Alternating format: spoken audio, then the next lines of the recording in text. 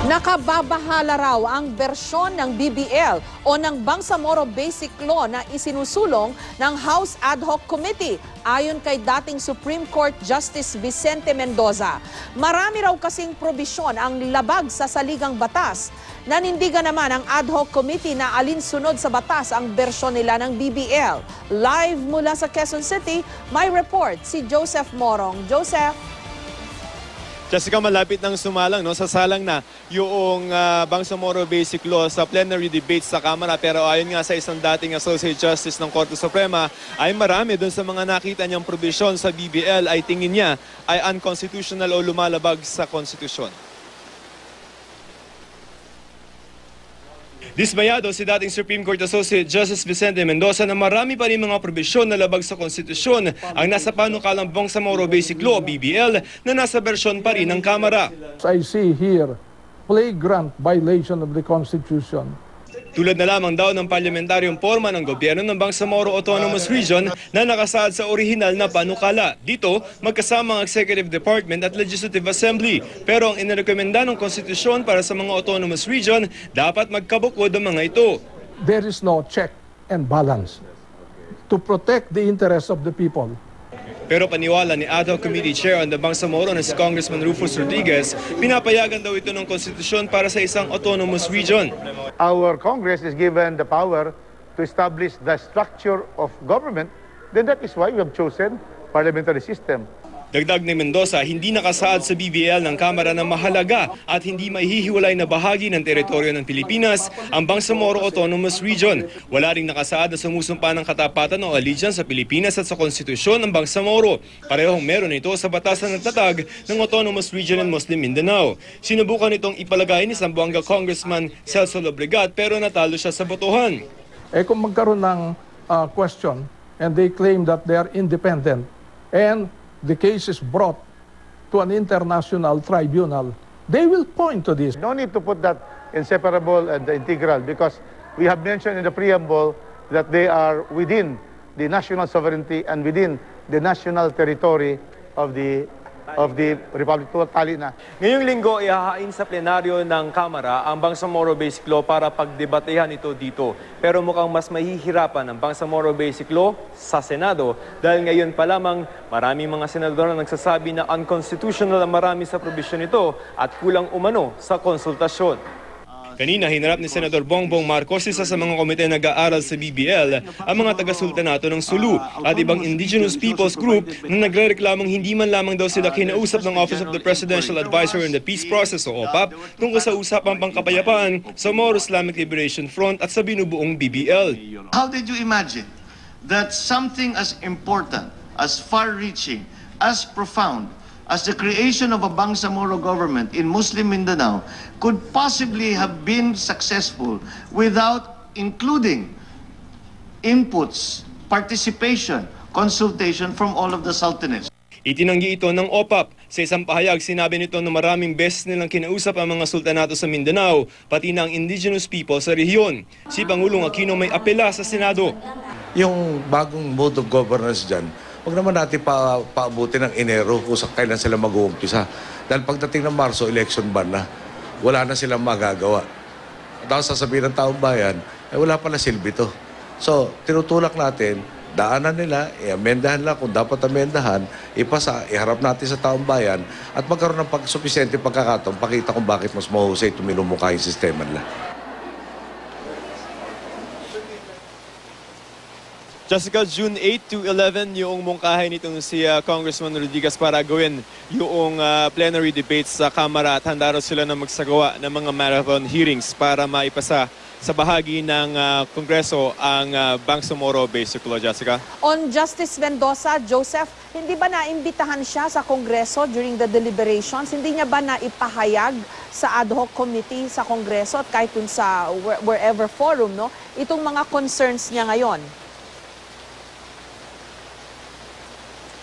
Tama ka, Jessica. Isa sa mga resource persons ng committee, ad hoc committee on the Bangsamoro, itong si Justice Mendoza. But yung mga proposals niya, naihayag niya yan, naipahayag niya yung kanyang mga objections along with yung mga similarly minded na mga resource persons. But a lot of those objections dun sa constitutionality ng BBL have been rejected by the ad hoc committee, Jessica. Kasi yung sinasabi ni Justice Mendoza na lack of checks and balances, medyo major yun dun sa form of government nitong BBL. Alam naman natin kung ano ang resulta ng ARMM, yung even before, no, na parang wala ring pinatunguhan, daming graft and corruption cases. Ito, concern pa rin ito dito sa BBL. Paano ba yan? Correct, Jessica. That comes dun sa parliamentary form of government. Ang sinasabi nito si Justice Mendoza, ang kino-contemplate ng Constitution is a separate executive branch, executive body, and a separate legislative assembly. Ang reason yan is katulad dun sa atin sa national government, kung halimbawa na may excesses yung legislative, which is the Congress, ay pwedeng i-veto, may veto power yung presidente. Ang sinasabi nitong si Justice Mendoza is under a parliamentary system, yung nag-execute ng batas at gumagawa ng batas ay pareho lamang, one and the same. So tama yung, kung halimbawa merong excesses yung legislative assembly nila doon sa Bangsamoro government, ay walang chance to correct. You cannot even go to the president, no, to the Philippine president for redress because meron dyan na principle ng asymmetric relationship. Ibig sabihin, as much as possible, yung presidente, yung national president, ay distansya doon sa affairs ng Bangsamoro government. So he sees this as a problem, supposing ito yung maniig na version ng government.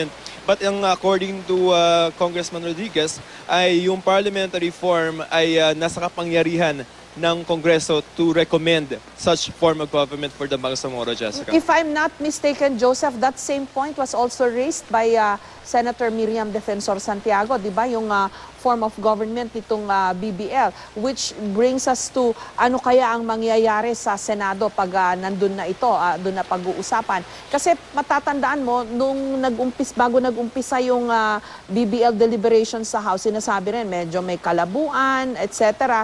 And then biglang mabilis naman nilang naipasa. Sa Senado kaya, the same situation, iiral din kaya doon ang party lines, ang pressure from Malacanang, given the fact na sinasabing you have as many independent republics in the Senate as the number of senators?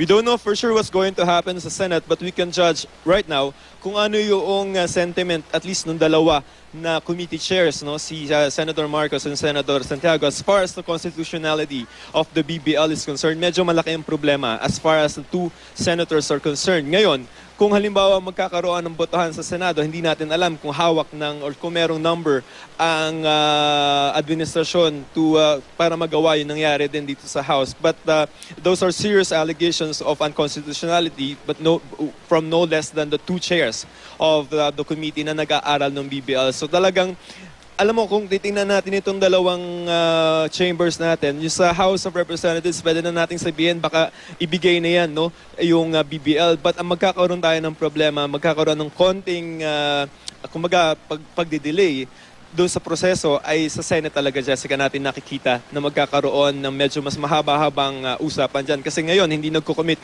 itong si Senator Marcos dun sa June 11 na deadline ng leadership ng Congress, Jessica. At malaking issue itong mga sultanates ngayon na ngayon lang na-brought up yan. Although sinasabi naman na konsulta naman daw sila in the past. No? But, you know, these are per se, importante pa rin mga political structures sa Mindanao. Correct, Jessica. And remember, yung Bangsamoro Juridical Entity, yung MOA-AD, isa dun sa mga naging problema dun, yung lack of consultation allegedly. No? Ang sinasabi naman ng OPAP, there have been consultations with the Sultanate. I think there were 6 from their statement. Tapos parang 10 sa MNLF and then 32 dun sa mga IP. So, hindi natin alam kung paano titingnan ng Korte Suprema yung form of consultations na yan. Ibig bang sabihin, pag nakonsulta, ay automatically ay i-adapt noong OPAP and then the BTC yung kanilang recommendations. So, or enough na yung nakausap sila and hindi pwedeng, kung halimbawa yung proposal nila ay hindi pwedeng ipasok, ay i-reject yun. But dun sa statement, going back, no, just a little bit more, dun sa statement ng OPAP, meron mga principles dun. For example, the MNLF, merong i-built in dun, yung 42 consensus points, ang nailagay naman daw sa BBL. So parang ang general statement ng OPAP is that there were mga pinanggalingan ng mga konsepto, yung MNLF, yung IPs, at saka yung mga sultanate na as much as possible, if they can, they were able to incorporate sa BBL. So, tingnan natin kung ano magiging pagtingin dyan ng Senate at saka ng Korte Suprema later on, Jessica. Maraming salamat sa iyo, Joseph Morong.